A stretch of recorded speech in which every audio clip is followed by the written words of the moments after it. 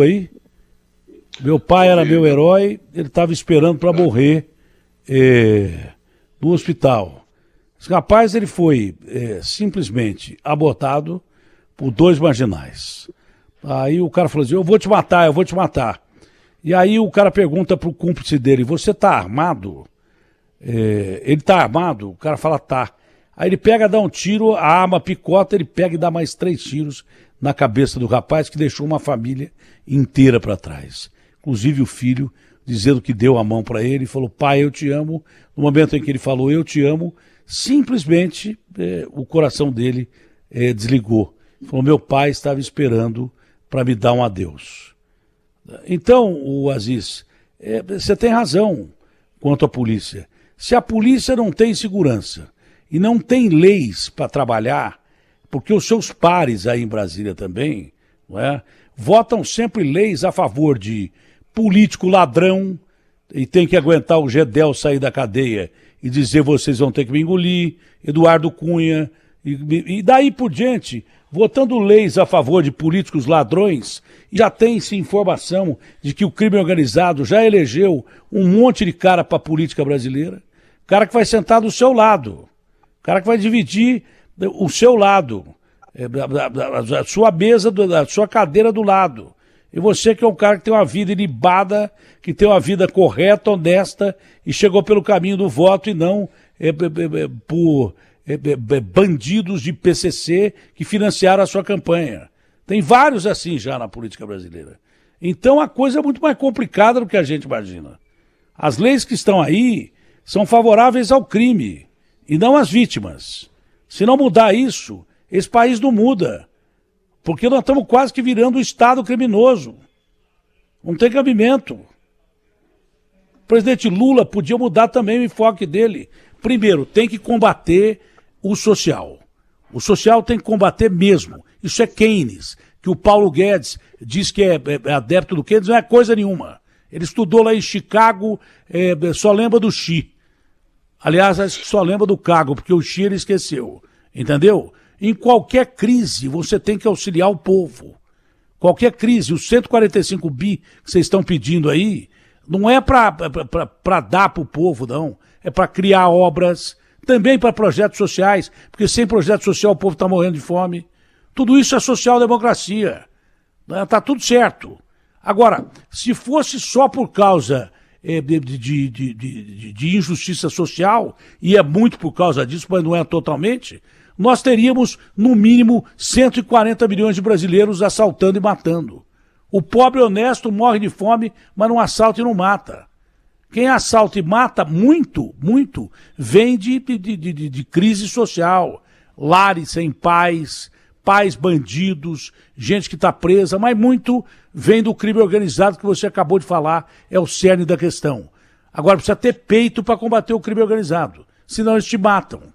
Esse é o grande detalhe. E estão matando cada vez mais. E se elegerem mais políticos ainda, eu não sei onde é que nós vamos parar. Você acabou invertendo a entrevista, é muito melhor do que essa chatice de ficar falando de conchavo político que tem aí em Brasília, que me enche bem o saco, entendeu? O cara mete o pau no cara que o Arthur Lira centrão, e depois tem que sentar com o Arthur Lira, porque senão não passa a lei do Congresso Nacional. E acabou, isso é chato. Eu já estou cheio de falar disso. Você inverteu a entrevista e acabou caindo no ponto certo. Não adianta você ter um grande ensino, educação, trabalho, se você não tem direito à vida. Você não tem direito de ir e vir, e nem de estar. Onde é o principal lugar definido pela Constituição? É a casa do sujeito. Moro na rua tal, número tal, portanto sou cidadão brasileiro. Casas invadidas com indivíduos com fuzis, com indivíduos que barbarizam a família, que matam gente dentro de casa. Aí o cara sai de casa, aquela história, não sabe se vai voltar para uma casa que é perigosa. Ele é morto ou no trem ou no metrô da CPTM ou atacado no transporte coletivo. Vamos lá que deu sorte que ele chegou de carro, porque de carro tá difícil chegar porque eles roubam o carro no meio do caminho, que ele chegue no trabalho. Ele é atacado na porta do trabalho, ele é sequestrado na porta do trabalho, leva porrada quando não morre, dentro do trabalho e depois começa tudo de novo na volta. Para o indivíduo que vai de trem, de ônibus, são 2 horas e meia para ir e 2 horas e meia para voltar.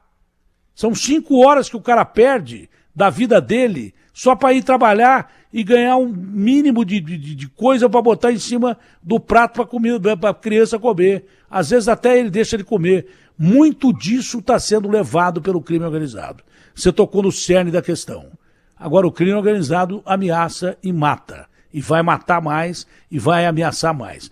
Como eu estou andando para esses caras, que eu já vivi 65 anos, eu continuo falando um monte de verdade. Algumas eu falo uma vez e não me deixam falar mais. Porque não existe essa história de imprensa livre. É mentira que existe imprensa livre. Você é livre até a página 12. Que hora que bate na página 12, o cara desliga o seu botão. Ah, o Datena, o famoso Datena. Pô, se os caras donos de televisão desligarem o botão, eu desapareço do ar, ninguém nunca mais vai falar de mim. Mas enquanto não desligarem o meu botão, eu vou bater nessa tecla que você está batendo, que é fundamental. Não adianta nada você cuidar de saúde, educação e o resto que o valha, se você não deixa o indivíduo viver. Se ele morre do lado de cada arma, isso vale para rico, pobre, médio, remediado, morador de rua. Se ele morre do lado de cá, da faca de um bandido ou de uma arma de um bandido. Tem bandido usando fuzil para entrar dentro da casa dos outros, Omar. Você tocou no cerne da questão. Você entrou no cerne da questão. Só para você ter uma ideia, Datena, aqui eu tenho obrigação de conhecer meu estado e conhecer minha região. Eu estive uma semana antes, eu estava em plena campanha, uma semana antes, no Alto Solimões, ali fronteira Brasil, Peru e Colômbia, onde mataram aquele jornalista, o Dom, e aquele cidadão que era da FUNAI, ali em Atalaia do Norte. Atalaia do Norte é um município enorme, com uma população pequena. Ali tem um problema sério, porque tornaram uma reserva indígena enorme, onde lá os caboclos pescavam, e aí depois disso foram proibidos de pescar, mas não fizeram nenhuma política social para dar guarida para aquelas pessoas. Então não basta você criar e depois jogar para fora. Aqui é o seguinte, Datena, eu estou atrás ainda de um traficante que mora numa mansão no Morumbi, ou nos Jardins. Quem financia esse tráfico não é pé rapado, não, porque ninguém vende droga, cocaína, fiado, não, Datena. Que nada. Moram tudo em condomínio fechado.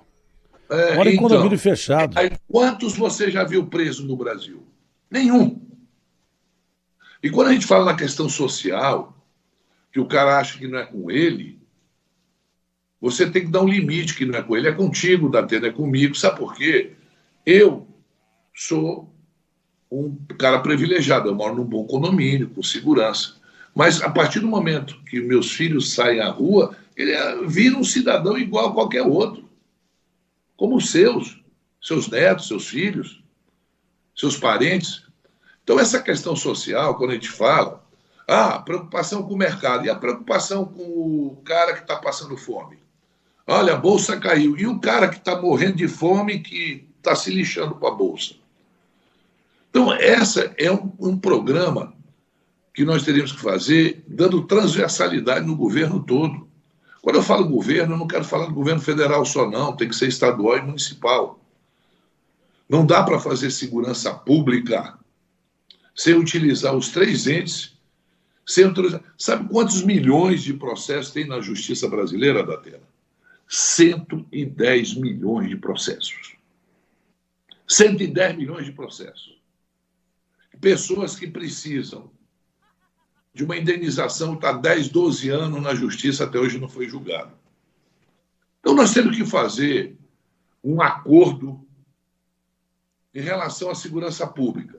Então, hoje, uma senhora humilde, o traficante mata o filho dela, mora na mesma rua,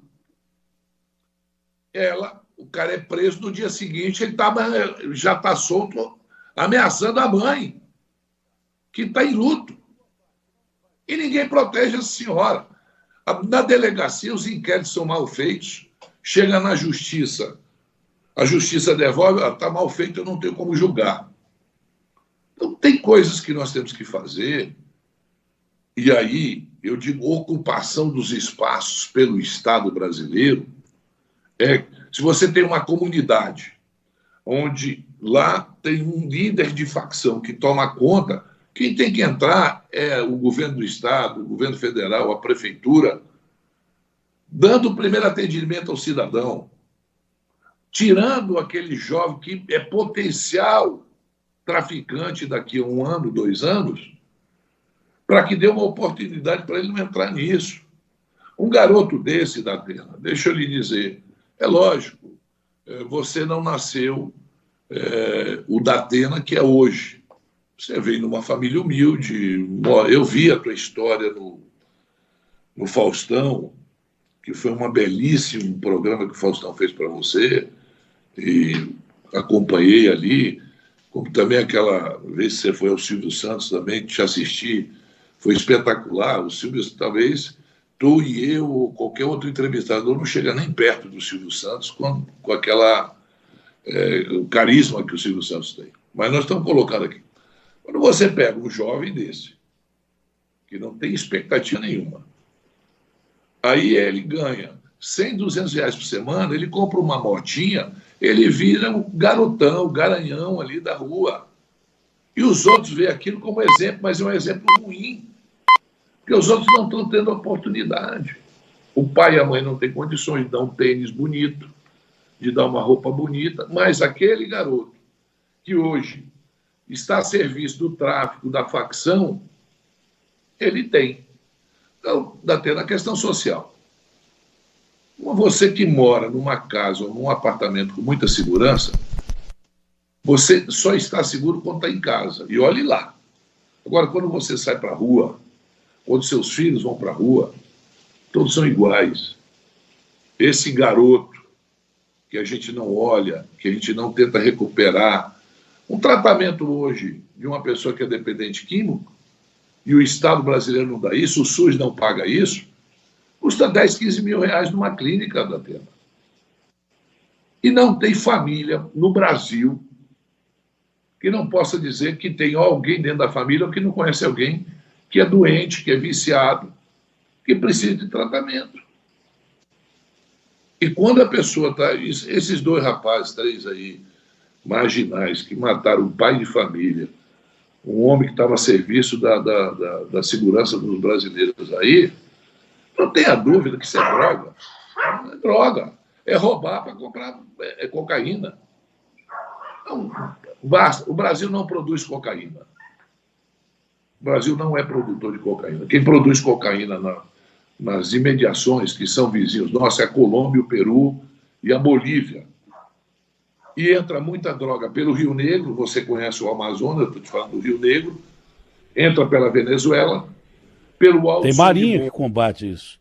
Quando você fala que a Marinha é usada lá na Amazônia, o cara fala assim, mas, pô, como é que pode ter Marinha combatendo tráfico de drogas? Tem por causa dos rios tem, as Forças que tem na Armadas Amazônia. Não, as Forças Armadas estão lá. É que a extensão da fronteira é enorme, né?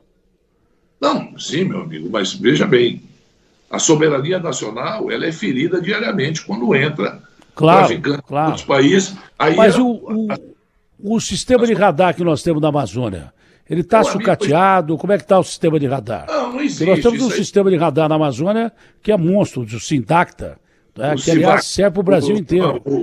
O Sindacta.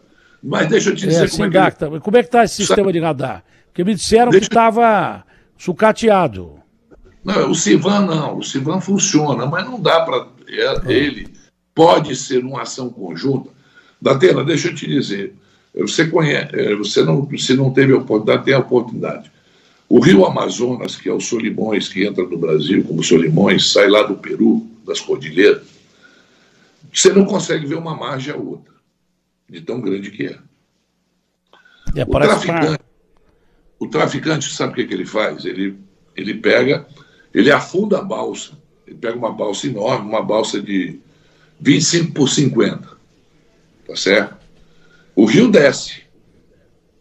Então ele coloca essa cocaína toda dentro da balsa, até ela afundar, coloca uma antena de satélite, E o narcotráfico colombiano e peruano fica acompanhando essa balsa, ele solta a balsa do rio, atravessa a fronteira e eles vão acompanhando por satélite até bater num barranco lá, e aí os traficantes vão lá e pegam essa balsa, desalagam, que a gente fala que ela está alagada, ela tá abaixo do nível d'água, então não dá para ver.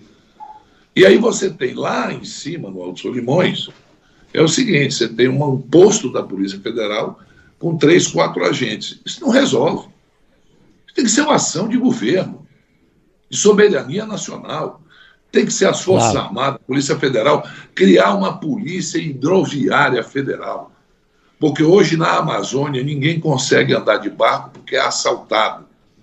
Os ratos d'água entram no teu barco armado. Meu amigo, os traficantes aqui usam a AK-40, que era utilizada pelas forças revolucionárias colombianas, as Farc. Eles trocaram arma por comida e remédio. São muito mais. Quantos? Eu era governador, 2 policiais federais receberam uma rajada de AK-40, aquela AK que é um rifle russo. K-47. K-47. Toraram os 2 policiais no meio. Eu até fiz uma homenagem, coloquei... Uma dúvida técnica, né? Eu gosto muito do povo americano, da nação americana, mas é império, né? Império não faz graça para ninguém. Então, uma pergunta técnica que você pode responder. Quando a cocaína estava comendo solta na Colômbia, e estava lá o Pablo Escobar, os americanos fizeram de tudo com operações militares, paramilitares, militares, para fornecer ajuda ao governo da Colômbia para acabar com o Pablo Escobar e impedir que a cocaína chegasse nos Estados Unidos. O Brasil era um corredor de drogas. A droga ia para os Estados Unidos e ia para a Europa. Eu sei, mas hoje muito dessa droga fica no Brasil, tanto que o Brasil é o segundo consumidor de cocaína do mundo. Lógico. E o primeiro em crack. Os americanos conseguiram estancar boa parte do tráfico de drogas que ia para eles. Agora, continua aqui dentro do Brasil. Por que os americanos também não oferecem essa ajuda e por que o governo brasileiro não pode ter essa ajuda do DEA para combater esse tráfico de drogas? Porque quando tinha as forças revolucionárias lá, as Farc, combatendo o governo colombiano, quando os Estados Unidos entram na Colômbia com equipamentos pesados e armou a Colômbia é um país muito bem armado. Tá? A Colômbia talvez seja o país mais bem armado da América do Sul, no meu entendimento. A Venezuela tem aviões russos, que naquela época que o Bolsonaro disse que ia invadir lá, você lembra que ele tentou? Só foi um Antonov descer lá com os equipamentos, porque eles vendem os aviões, mas não vendem a tecnologia. Tá certo? A tecnologia tem que ser do país. O Brasil está comprando aviões suíços, que são ótimos aviões de guerra, mas a tecnologia é a Embraer que está fazendo. É ela que vai ter que fazer a tecnologia. Eles não são vendem. Os Gripen, né? Os Gripen são suecos. Os Estados Unidos eles só dão a tecnologia para a OTAN, que são americanos que têm que pilotar esses aviões, e Israel. Nenhum outro país tem F-17, F-23. Eles não dão, eles não vendem. Se eles venderem, eles vendem o avião vazio, sem nenhum míssil, sem nada. Aí você compra o avião, ele voa rápido, mas ele não tem a tecnologia. Os colombianos, os helicópteros que foram levados para lá para combater as Farc, porque era as Farc que dava segurança para a produção de cocaína dentro da floresta amazônica. O que aconteceu? Tinha ideologia no meio, né? Tinha ideologia no meio. Ideologia nada, conversa, tudo era... Depois que começa a correr dinheiro... Não, mas tinha um pretexto Sim, ideológico de uma organização teoricamente comunista que justificava a intervenção do governo americano na Colômbia. Isso. É isso que eu estou dizendo. Eles estavam armados pela antiga União Soviética, eles tinham armamento lá, você acabou de dar o nome de um armamento, ou desarmamentos. Com os Estados Unidos entrando para combater o tráfico, ele teve que combater também as Farc, com os equipamentos que os americanos deram para os colombianos. Aí eles foram empurrados para a fronteira com o Brasil. Tá certo?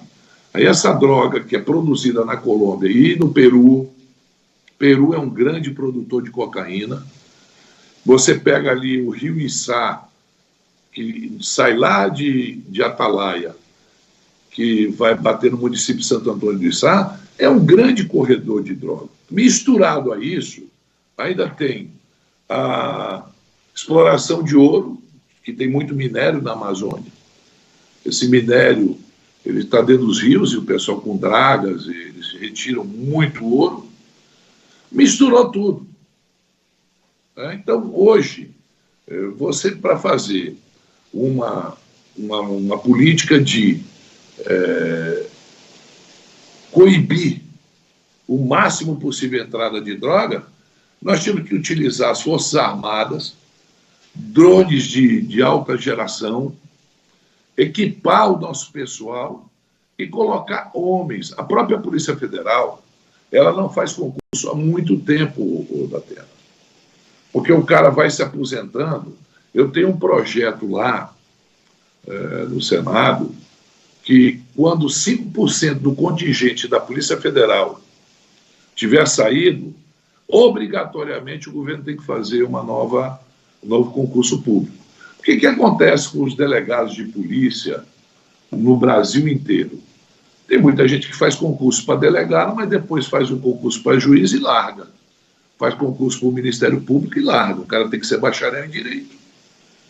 Nós teríamos também que ter uma lei que proibisse uma pessoa, porque o Estado treina. Hoje, para você formar um delegado, demora de 6 a 1 ano. Você não faz o concurso e no dia seguinte você coloca ele dentro de uma delegacia. Você tem que treinar. Esse cara tem que se capacitar para ser delegado, para investigar, para saber como agir como delegado. O que acontece hoje, aí no estado de São Paulo, se você fizer um levantamento, você vai ver a quantidade de delegados que passaram em concurso público para ser delegado de polícia, mas hoje estão atuando como promotor, como juiz, como procurador, ou outro concurso na área de direito. E a polícia fica em 3º, 4º ou 5º plano. Até na defensoria pública, tem muitos delegados que preferem ir para a defensoria do que ficar numa delegacia de polícia. Então nós temos que ver, muitas coisas teriam que ser modificadas, por isso que eu defendia o Ministério da Segurança Pública, mas creio que o ministro Flávio Dino, o senador, meu colega senador Flávio Dino, ele tem a habilidade política e a habilidade técnica, porque foi juiz, de tratar a questão dos direitos humanos como deve ser tratada, mas principalmente cuidar da pessoa que mais precisa de segurança no Brasil. E quem mais precisa sempre é a pessoa mais pobre, mais humilde do nosso país. Direito dos humanos vítimas, né? Vítima de bandido, vítima da injustiça social. Direito dos humanos vítimas, é sempre bom a gente pensar nisso. Bom, senador, foi muito bom o senhor desviar o assunto, que a entrevista foi melhor que essa chatice dessa conversaiada de política que eu mesmo já não estou aguentando mais. Depois me dizem por que eu não entro na política. Foi um prazer falar com o senhor. Não sei se falta mais alguma coisa. Uma última pergunta. Porque o filósofo diz que esperança, que o senhor fala tanto, é sonhar acordado. A esperança é sonhar acordado. O brasileiro no governo Lula vai ter o direito de sonhar acordado? Deixa eu te contar uma história aqui. E é uma história de cultura do nosso povo, do índio.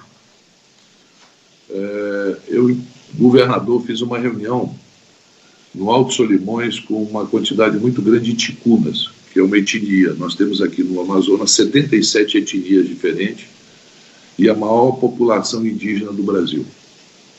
Eu me reuni com a liderança e com a população em si, ticuna, muitas crianças. E nessa reunião, eu, como governador, estava com o meu secretário da pasta indígena, que era um índio Baniwa, A etnia dele é Baniwa, mas formado na universidade, um cara que procurou, teve a oportunidade de se formar um índio. E aí eu disse, olha, eu vim aqui, quero saber o que eu posso fazer por vocês. Aí eles me pediram uma escola que fizesse o calçamento de umas comunidades indígenas, que abrisse, tá, tudo bem, coisas que qualquer governador pode fazer. Aí eu disse, mas para melhorar a qualidade de vida de vocês, o que vocês precisam para poder trabalhar, produzir alguma coisa? Todos ficaram quietos, o da tela. Se calaram. Eu disse, sim, vocês não vão me dizer o que vocês estão precisando, casa de farinha para fazer farinha, implementos agrícolas, alguma coisa, nada. Ninguém me pediu. Aí eu falei para o Bonifácio, que era meu secretário, esse Baniwa, do índio, falei, Bonifácio, por que eles não querem? Ele disse, governador, nós não temos ambição. A gente vive do que a natureza nos dá. Então, naquele dia eu vi que ninguém muda a cultura das pessoas dizendo o que ela vai fazer. E nós temos ali no Alto Solimões o maior número de suicídios de índios, ou por causa do álcool, ou por causa de que não tem o que fazer. É uma pena. Muitos deles hoje cegos, porque eles destilam a gasolina para tirar o álcool para beber, e isso cega eles. É uma política em que nós, que temos a oportunidade, somos, vamos dizer, brancos, e eles índios, é a cultura deles. Então eu, na brincadeira, disse, mas gostar de uma cachaça vocês gostam, né? E ele virou para mim, o cacique, disse, não. Aliás, eu disse, beber muito, vocês gostam de beber muito, né? Ele disse, não, governador, a gente bebe até a bebida acabar, depois a gente para. Então a cultura deles é não ter essa ambição. Eu, quando você diz assim, você é um entusiasta, eu tenho que ser entusiasta. Porque como representante da população, se eu não tiver o entusiasmo que a gente pode mudar essa realidade, pode melhorar, a mesma coisa você fazendo seu programa. Você não faz o programa porque tu tem um salário no final do mês. Porque você acredita que também está contribuindo para ter uma sociedade melhor, mais igual, com mais segurança, com emprego para as pessoas. Você ganha, com certeza, mas você tem uma vocação da terra. É de ajudar as pessoas, é de tentar melhorar a vida das pessoas e, através da rádio, da TV, você tenta, de uma forma ou de outra, abrir os olhos das autoridades que podem fazer isso, fazendo as críticas quando tem que ser feita, elogiando quando é para se elogiar, e político não tem que ser elogiado, porque tudo de certo que a gente fizer não é favor, é nossa obrigação. E aquilo que a gente faz errado, nós temos que ser criticados com o direito, lógico, de se defender.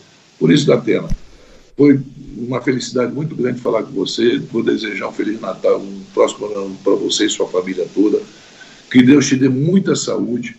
Uma pena que você não quis ser candidato ao Senado pelo nosso partido, senão você seria meu colega e a gente ia fazer o programa ao vivo lá no Senado. Você sabe que o Kassab me cobra isso todo dia. Eu sei. Já estava combinado mesmo de eu fazer o programa de Brasília, já estava combinado isso. A gente vai fazer uma boa dupla lá. Pois é. Senador, foi uma honra em falar com o senhor, com orgulho e carinho, um Feliz Natal, um grande ano para o senhor e esse belo povo da Amazônia. Tá bom? Família toda. Um abraço, amigo. Prazer. O prazer foi todo meu.